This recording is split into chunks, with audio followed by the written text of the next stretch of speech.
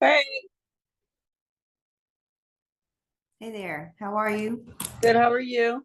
Good. I always like to see your hair out. Your hair always looks so good down. Oh, yeah, thank you. It's so thin now, like since menopause.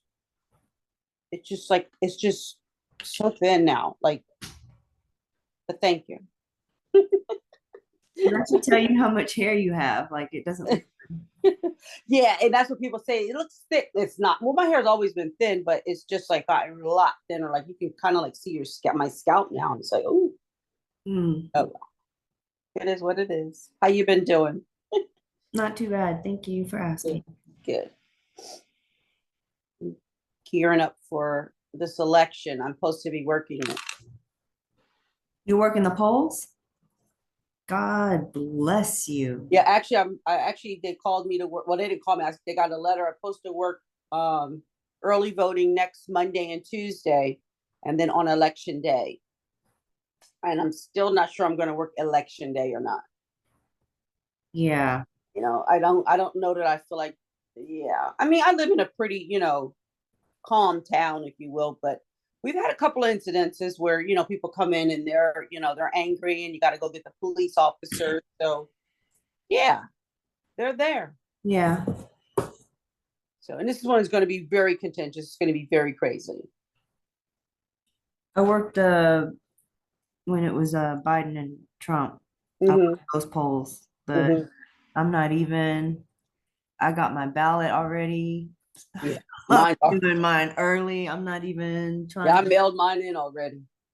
Yeah, I'm not even trying to do that. No, it's going to be. But then I feel bad if I don't because it is a civic duty, and I mean the one good thing they try to keep you in your township, in like in your county. So where it is, it's actually at my old high school. So half the people that will come in there, I'll know their brother or sister or uncle. So we'll see. I don't know. It's just scary. Well, thank you for your service. I'll definitely do Monday and Tuesday next week. I don't know about any other days other than that. Yeah. Mm-mm. We'll see. Thank everybody for signing in. We'll give everybody another minute or two, then we'll get started. Stress management is the topic for today.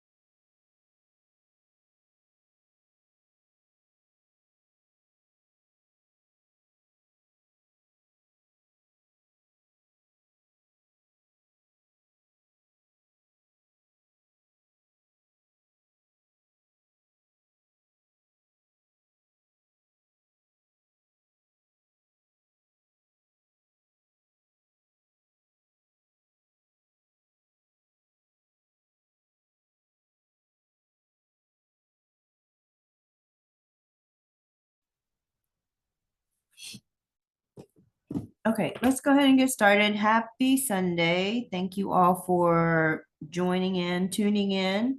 Um, we're coming in on the last 2 weeks, right? This is the next to the last week. Week 7. Okay, so very good. Today we're going to talk about stress management and how important it is to manage your stress, not only in life, but then also for your body, for dieting, for all of that. So today, what I want you to do, I know that, everyone was sharing all week different, like whether or not you were stressed and different things that happened through the week.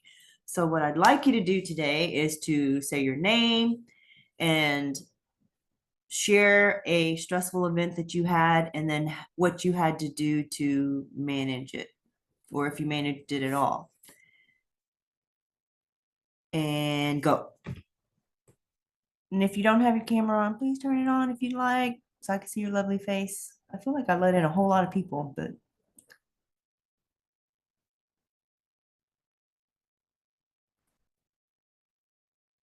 don't make me pick. I will. I'll start. Thank you. Hi, everyone. I'm Isa. Um, Today was very stressful for me.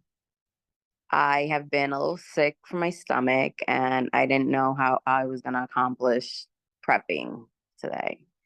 So my plans were to go to the market and pick up my stuff, but I placed an order on Instacart, which helped a lot. And I just took my time. And I mean, I don't only prep for myself, I prep for my whole family. So it's pretty intense on Saturdays or Sundays whenever I choose, but mainly because this week I've been a little sick. So I manage by ordering my groceries rather than going out to grab them myself and save some time there. Thank you for that, you said that. And you know what, you bring up something that I wanted to mention that's not on this list that you guys got, but asking for help. It's a big, so whether or not it be, you know, Instacart or asking someone in your family or something like that, do not be afraid to do that when you're feeling stressed out. We have a lot of type A, I'm going to do everything all on my own, hold up the world by my shoulders by myself, and you don't have to do things by yourself. So thank you for that. You're welcome. I'll go. Semi-stressful week. I think it was Friday. I just kind of like was having a little meltdown. Got on the scale. Scale's not moving. But I'm losing a lot of inches, and then so I really kind of what you said, Phoenix. I actually, and he said kind of what you said. I reached out to someone. I reached out to Naomi, my team member, and you know I said, okay, you're gonna have to talk me off the ledge because I'm on the ledge, and I got a cookie in hand. But it felt good after I reached out to her, and just she's like, well, you may not always see it on this scale. You're gonna, so I think I need to do that more, reach out to people more, because generally I just internalize it and then I'll suffer in silence. So to Issa's point, that's exactly what I did today. This week. Very good. Thank you for that. You had a cookie in hand and you weren't afraid to use it. Thank you. I'll go. It was another stressful week. Just overloaded at work. So it's a little, can be a little challenging sometimes to ask for help when it's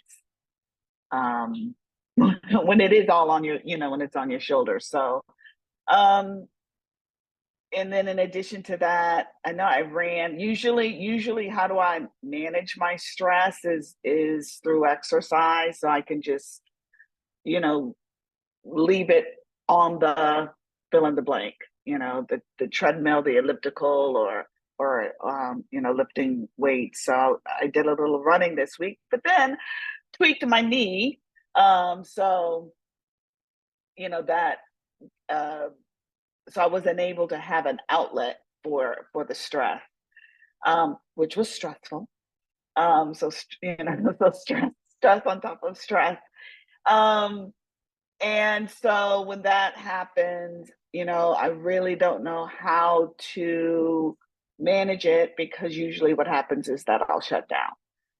And, like when I get overwhelmed, it's just like I'll shut down and, I'll just try to piddle along until I see, some sort of daylight.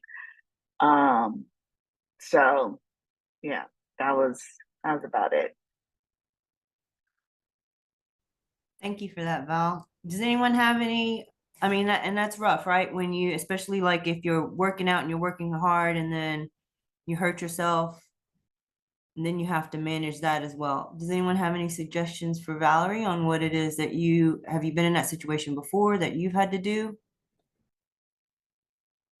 I have a suggestion, more with the work stress and trying to find well, if you can't ask for help because you're the one who has to do it, I try to at least like go on these like mental health walks during my lunch break at least to get outside, and that generally like really changes the day. But you have to like really commit to it because you can easily get like just sucked into keeping on crossing off that to-do list and trying to get ahead or trying to catch up, which is generally what I'm always doing. But getting out for a walk during the day, that really helps. Yeah, that's really some great advice. Thank you for that. Because it's like I've even offered that to other people to do. But using that suggestion on myself, it's kind of like in the back of my mind, I know that's something to do. Let me take a break. Let me go outside. Let me get some fresh air or some sunshine on me or something like that. But then I'm like, nah, let me just try to, molder through. But I think you're right. You just kind of have to be very intentional about that. Mm-hmm. So it's just a really good reminder. Thank you. Yeah. And if you have the capacity, you can even call a friend and talk to them while you're walking. True. That's good. Thank you. I can go since I'm unmuted. So this week was a short week for me. I didn't have work on Monday, so I took advantage and I took a hot yoga class, which was really nice to kind of like front load a week because usually by Tuesday, like Monday, I start strong, and then Tuesday, that's it, I'm done. I'm like tapped out. But I did it, and then I also managed to actually go to the physical gym, and that was hard. But when I was there, I felt really accomplished. So I'm glad that I did that. That helped me with my stress management. Good, thank you.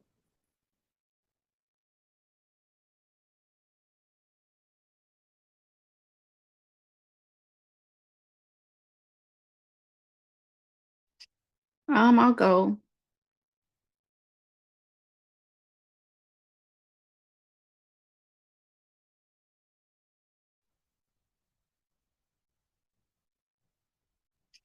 I'll go. Sorry, I was trying to unmute myself. It's okay.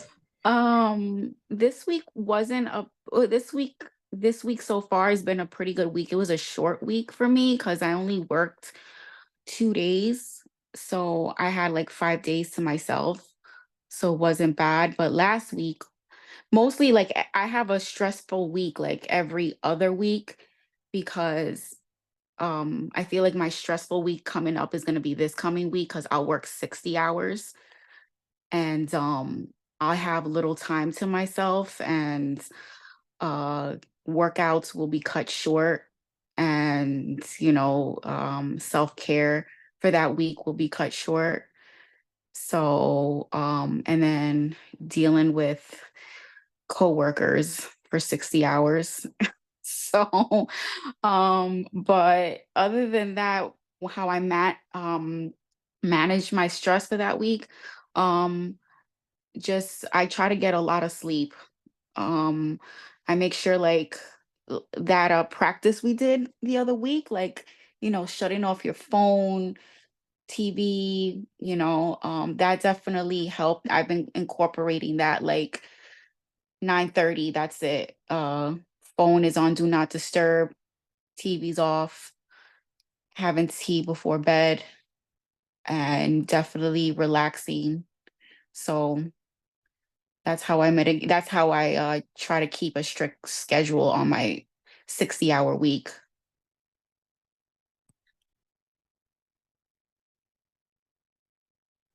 Thank you for that.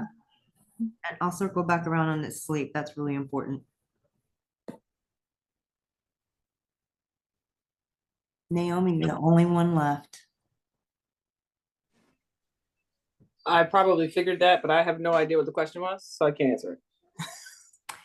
Yes, so tell your name and then share a stressful event that you had this past week and how you managed that.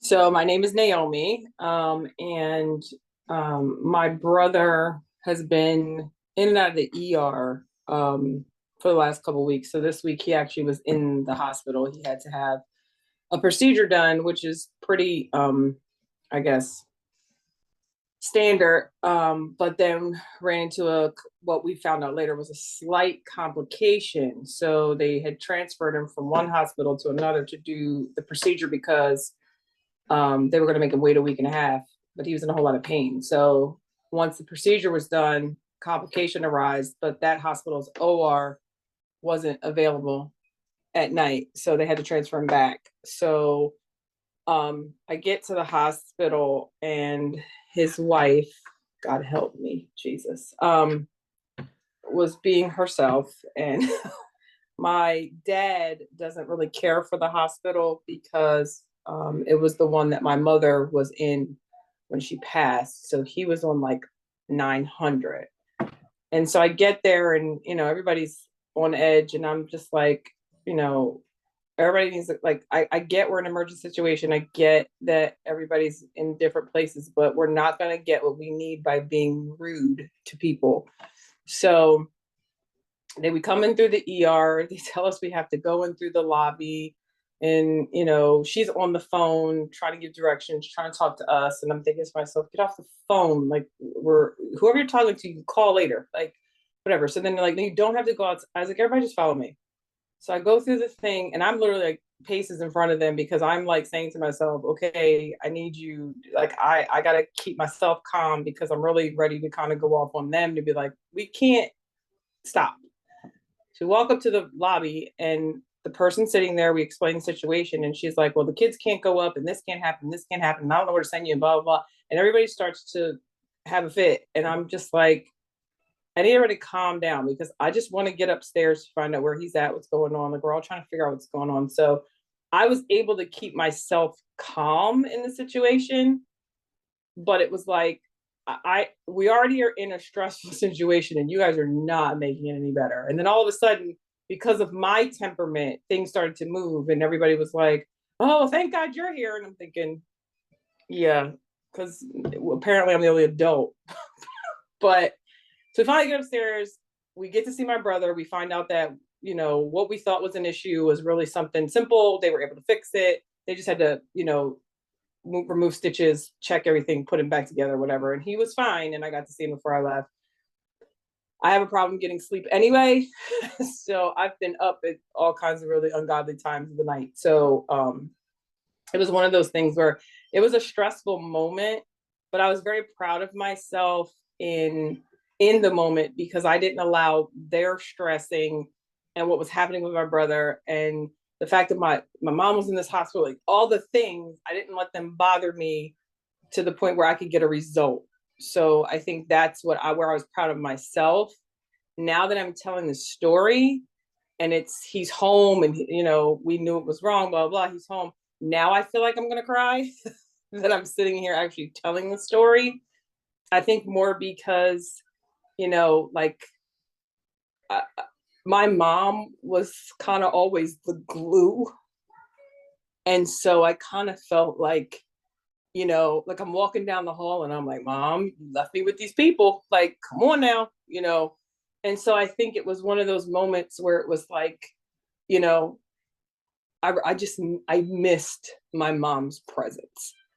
And I think that's why it was, I literally, this is the first time I've even teared up about any of this. It's like, I missed my mom's presence. My mom was also, I'm sorry, she was the baddest RN out there. So if anybody's a nurse, that's no indictment to you, but she's the baddest RN out there. And there's so many times where she was like my right arm. So there's so many times where I just feel like I'm like, I don't,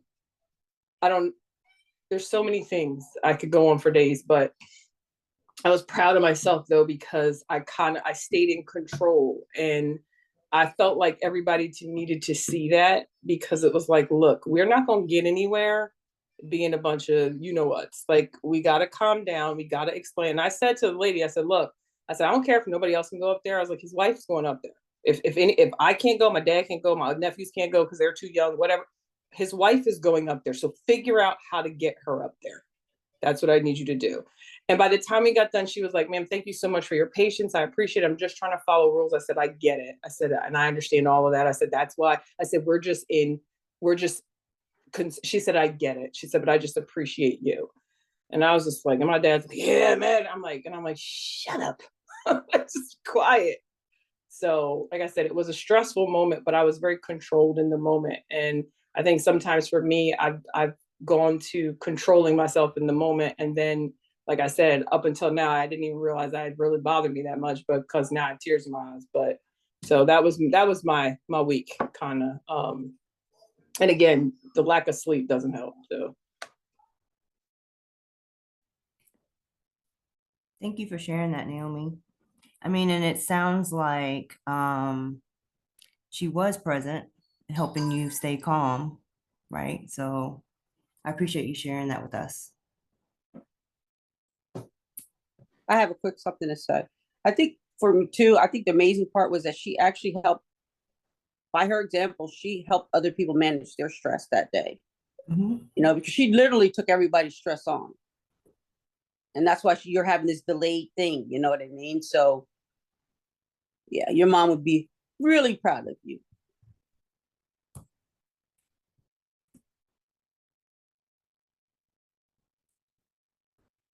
That does bring me around to one of the things that is on the list of items that you should have received earlier today. Did everyone get the stress management tips? So I'm going to share my screen.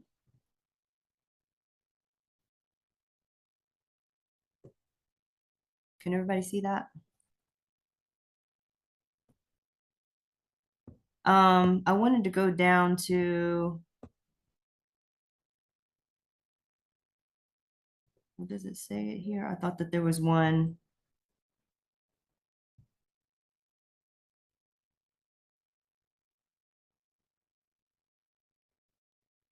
Okay, maybe I'll just go in order because I thought I saw something that I was going to relate to what just happened, but we'll start at the top. So going through these different stress management tips, some of the things that you all mentioned and what it was that you had to do or navigate through, you did. So were there any of these in particular that perhaps stuck out to you? Anybody?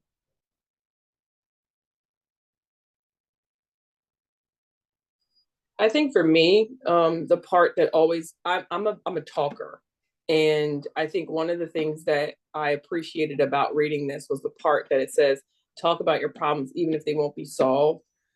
And I tend to be that person who just wants to talk about it, and it doesn't mean it's going to change it. It doesn't mean it's going to make it any better. But when I read this, it actually made me feel better about myself because I'm like, why do I always want to talk about everything? And like, it doesn't always change it, but I think that's my way of processing. So that made me feel like, okay, I'm not, for lack of better terminology, crazy. That is a part of stress management. Yeah. I agree with Naomi. That was one stuck out for me to talk about it. And again, I had said, like I said earlier, I had called, I texted Naomi, earlier this week about having a meltdown. But I think the fact that you're right, you may not be able to solve the problem, but a lot of times when I talk about stuff like that, in the midst of talking about it, and no one even has to give me a solution, I will figure out that solution as I'm verbalizing what problem it is I'm trying to solve or whatever the stress is. So I just find it's more soothing for me to like Naomi said, just to talk about it. And generally I will come up with some sort of, it'll be resolved.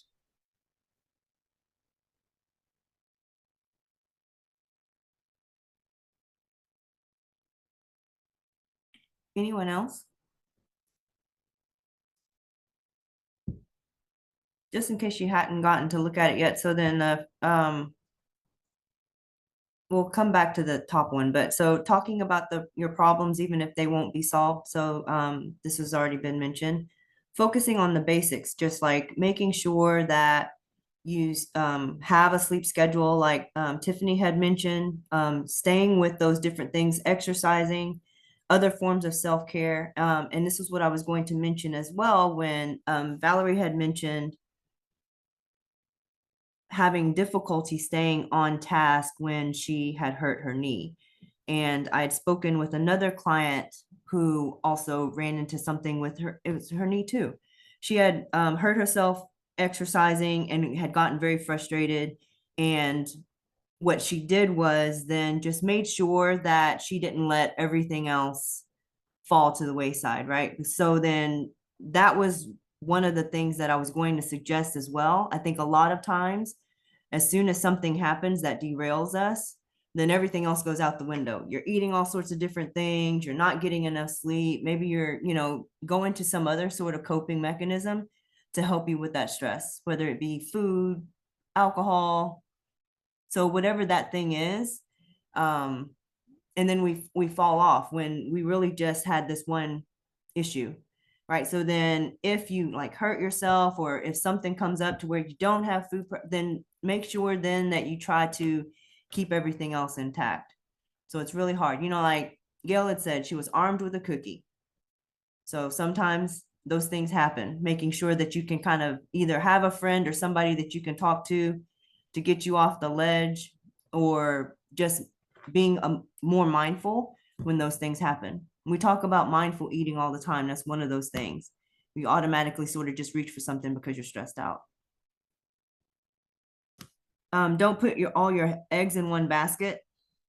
So, and this is a good one, right? If you focus on, if all you do is work, or all you do is ... whatever that thing is, and then when that thing is, it is to make sure that it's basically telling you to have a balanced lifestyle. Don't focus all on one particular thing, one particular person, because if that person is not around, or if something goes wrong with work or something like that, then it feels like everything is falling apart, because that was your everything. So make sure that you have a balanced lifestyle. Setting aside time for yourself, we always talk about that. Make sure that you take the time to have self-care. And I think that doesn't really require too much explanation. Prioritizing your responsibilities. This I've seen both ways. So this one says to focus on completing quick tasks first. Having too many to-dos can be stressful, even if none of them are very big.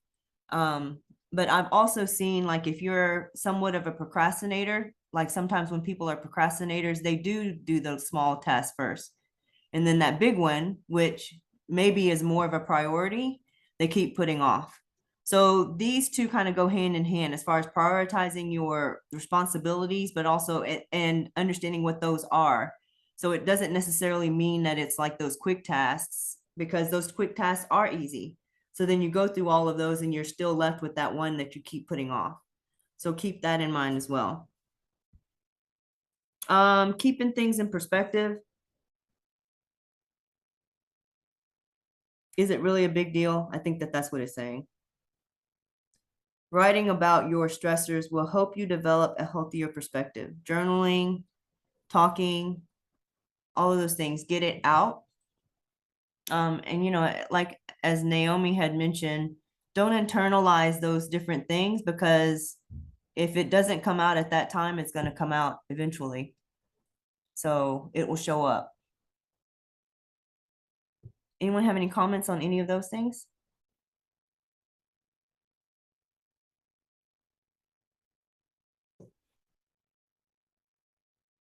So let's talk physiologically. Physiologically, what is it that goes on or that increases when we have stress?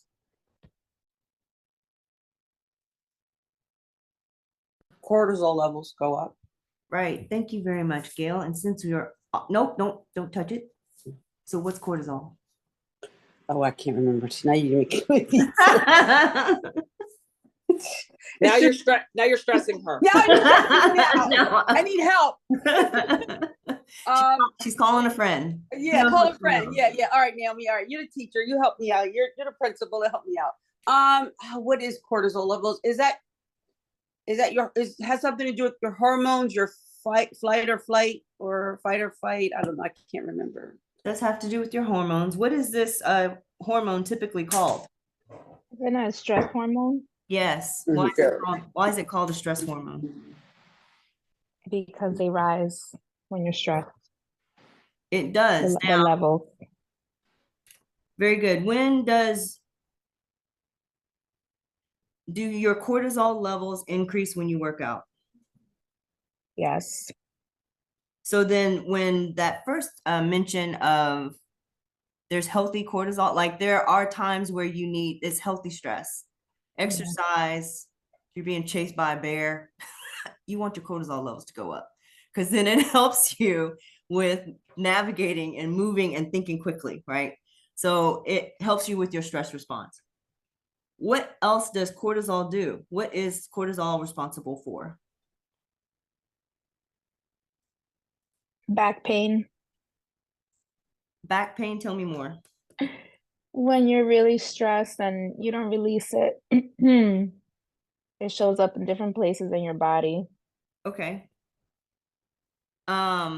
It does The do back stress. a lot of regulation, right, within your body.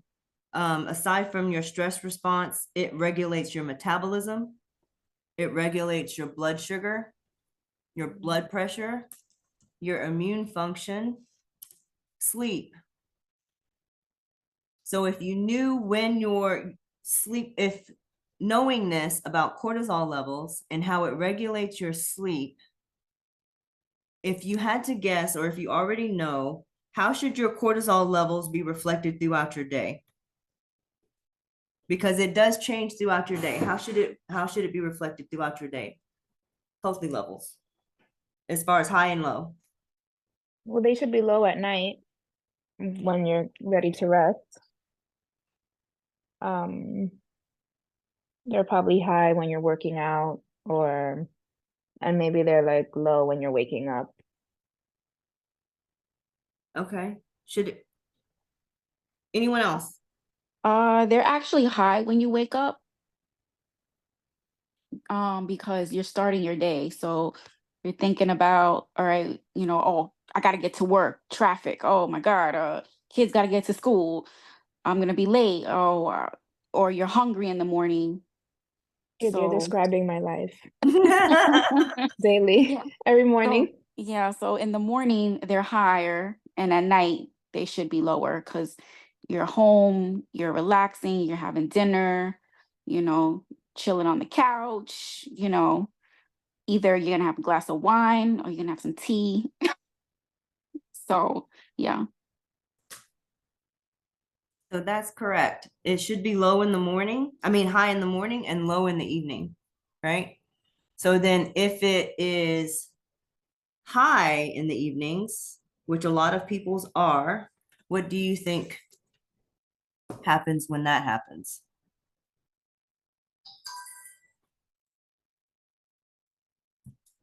You have a hard time falling asleep. Yep. You have a hard time falling asleep.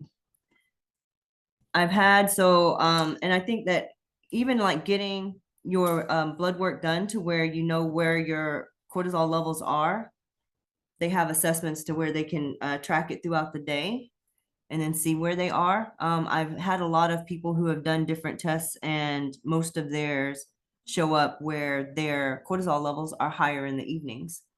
And so I'm literally flipping their schedule. Most of the time, either they're working out in the evenings, they're maybe eating their heavier meals in the evenings. So then flipping that, making sure that you're staying as active as possible, more so in the mornings than the evenings, making sure that you're consuming the most calories in the mornings as opposed to the evening, right? Because your body should be trying to shut down. If you're giving it extra work, it has to process your food, you're still thinking about all these different things. You're trying to watch TV, so if you're doing all of these things, you're still keeping your body up. So then when your body is up, then it's going to increase or maintain those cortisol levels potentially so that it can help to manage what it is that you're trying to do.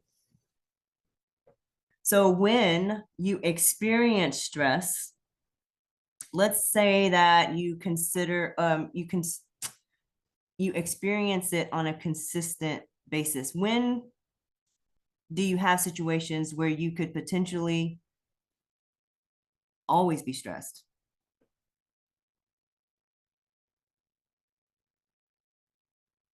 When you have little kids,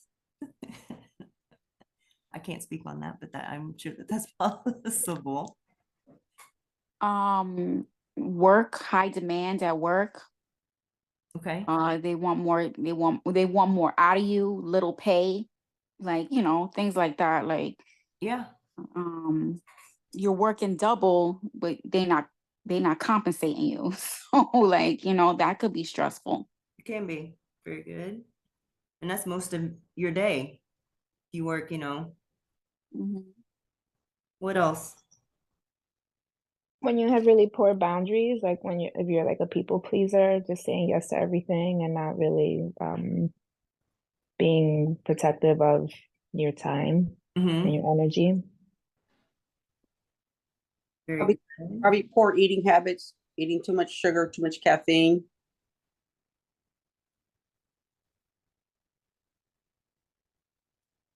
Different things to where, like Tiffany had mentioned, as far as consistent levels of stress, maybe microaggressions coming from different people, from people at work, people who experience traumatic events. Sometimes they relive those. That can also provide or increase your cortisol levels. If you were in a constant state, so imagine if you were in a constant state of stress, let's say you have anxiety, you experience a lot of anxiety to where you're always in this constant level of feeling stressed, what does that do to your cortisol levels?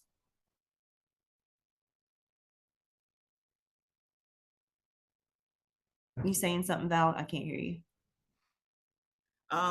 Halfway talking to myself, but I was just saying if you have anxiety, you know, wouldn't that keep your cortisone levels like at a constant elevated? Exactly. Right. So then it's part of the someone mentioned the stress. Oh, Gail, you mentioned like the response, like the flight or flight, the stress response. So it's part of that, right? So then there are a lot of different things that your body does, right, to regulate you when you are stressed. And there are things that heighten to protect you in that space.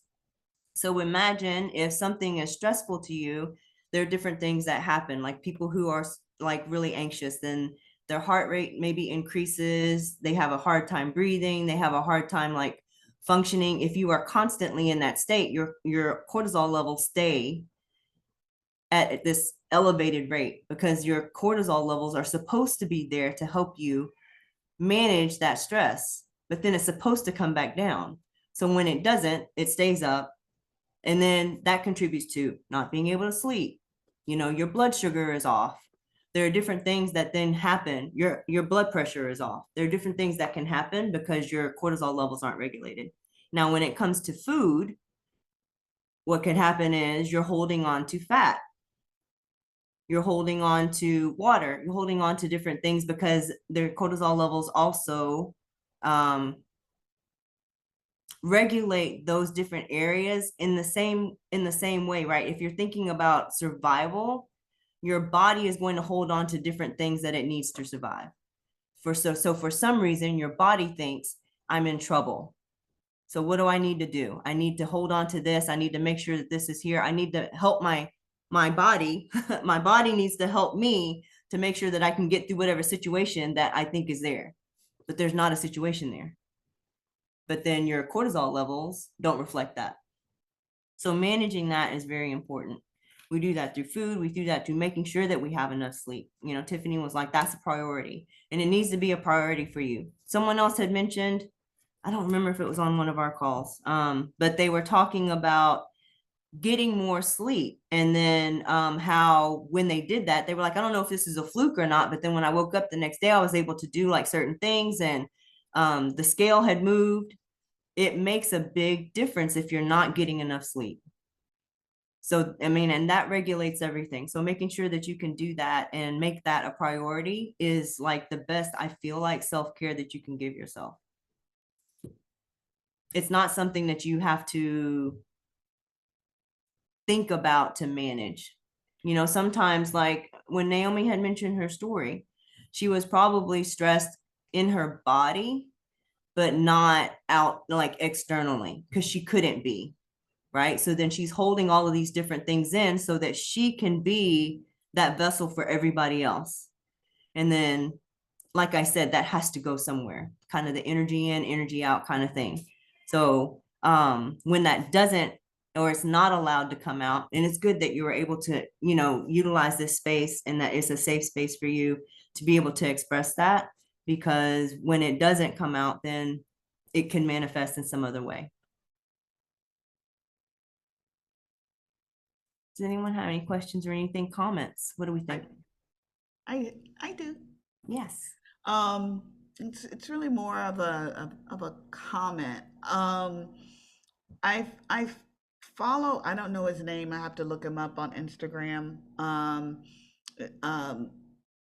don't even know who he is. Some guru, yoga guru person on Instagram. And as I was scrolling a few weeks ago, maybe a little bit more than a month ago, I ran into him, and he was like, "Oh, you want to get better sleep and feel more rested and have more energy? Do this." And I'm like, "That's me." And he had 12 stretches to do before you go to bed. And I did it. I was like, what do I have to lose, right? So I did it, and I slept like a rock. And so I was like, I'm going to do this every night. But then, you know, life starts lifing, and you're like, okay, I'll do it tomorrow night. I'll do it the next night. But it was really helpful, and it helps me. So where I could, and I'm doing one of the stretches, I could almost feel the stress leaving my body. I don't know if anyone has ever felt that before, but like you could just feel it leaving. And so this is just another good reminder for me, at least, like that may be something that I need to get back into doing. But I'll look him up online. I'll drop him in the chat if anybody wants to. He does a lot of jumping, and if you want to feel energy during the day, movement, like it's movement, I did that too. I'm in my office, jumping up and down, moving. And I was like, oh, I feel better. It worked for me, but I'll drop them in the chat. Thank you for that. I was gonna say, yeah, if you have that list, you should share it. That would be helpful. She also brought up a good point too about breathing. Well, I don't know if you said breathing in particular, but I'm saying breathing because it reminded me of it.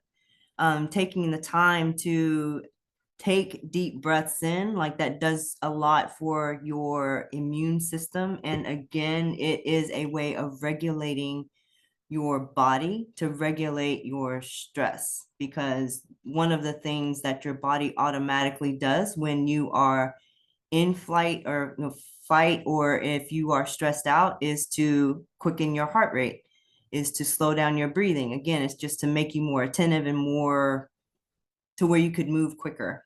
So then slowing that down also helps with regulating your stress.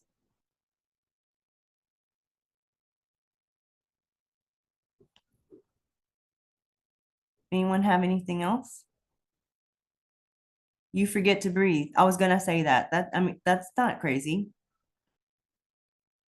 How many times have we had something happen and we realize we're holding our breath?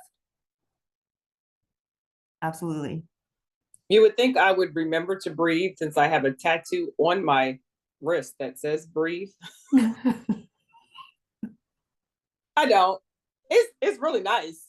And every now and then at work, my friends will be like, Naomi, read your wrist. I go, I don't have time.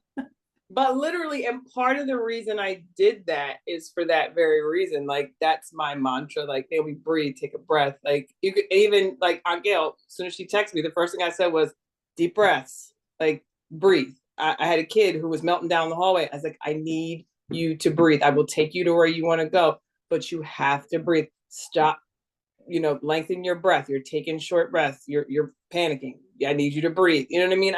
I say it all the time. I try to remind myself all the time, but in the middle of situations, I just don't. I don't. Mhm. And I'm trying to learn how to talk myself out of doing that. Like every now and then I'll be like, take a deep breath. Like I say it, but then I don't do it.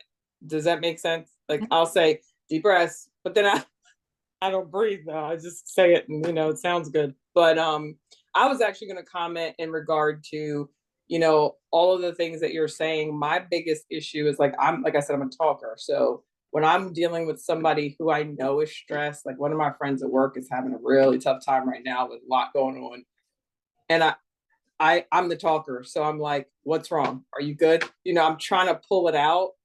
And I think for me, I have to realize that everybody comes to that point differently, but I'm the helper. Like I always want to help somebody. So I'm like, come on, like, what do we do? And you're like, let's go.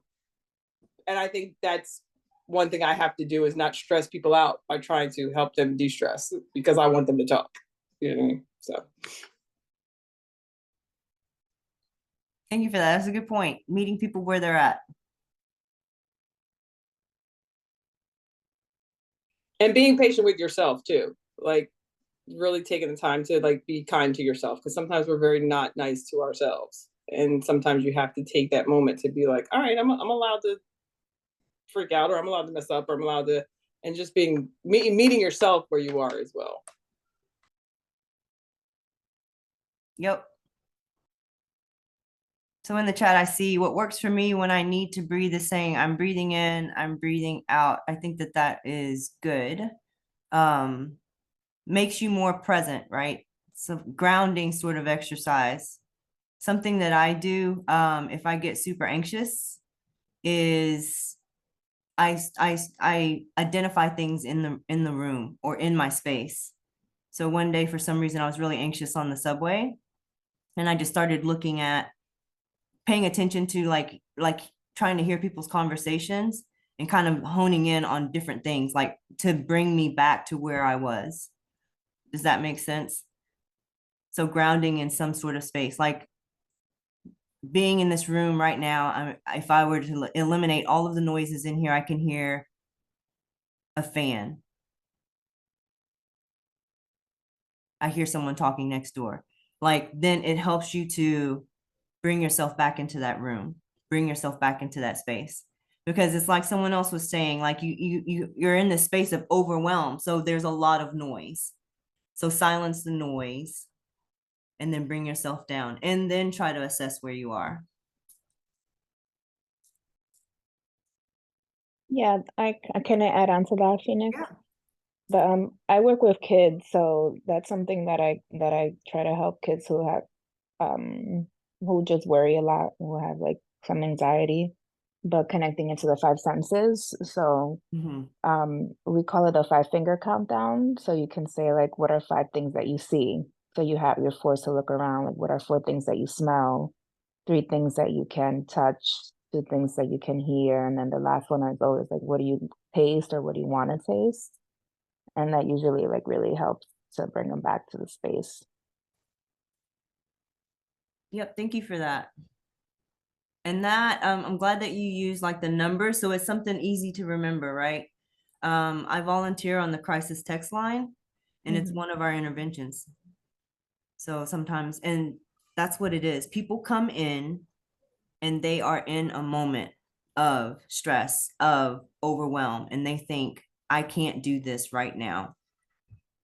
And our job is just to bring them down from where they are, not to, convince them of anything.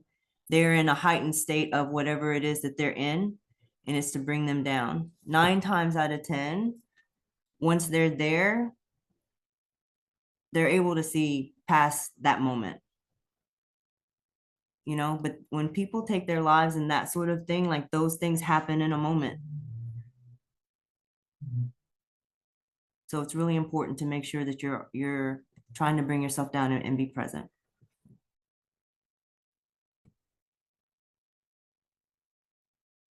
Thank you for these posts, Valerie. Are you posting these to the group too? I'm just wondering if I need to extract these from the chat.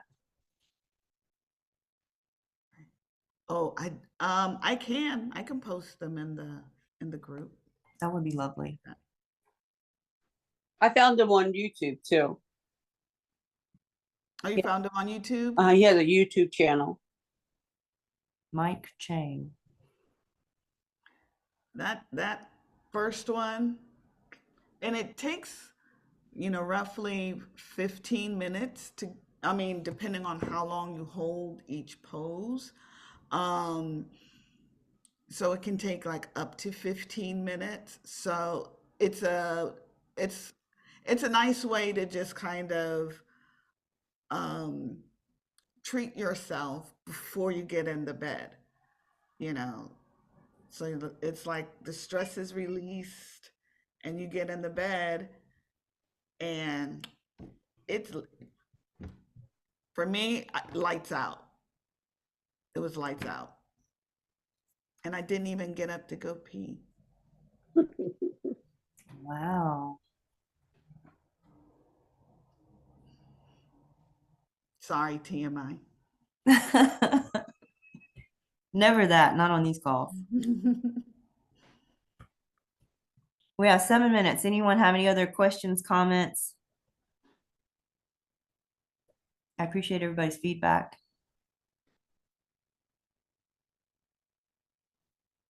So we're going into our next to the last week. Let's finish strong. We have 2 weeks left. We're in week 7. Does anyone have any questions about this next week? No. All right, lovely. Okay, so I'm gonna give you 6 minutes of your life back. Appreciate your time. Yep. Don't spend it all in one place. Have a good rest of your week, stress-free, and I'll see you in a week. Good night, everyone.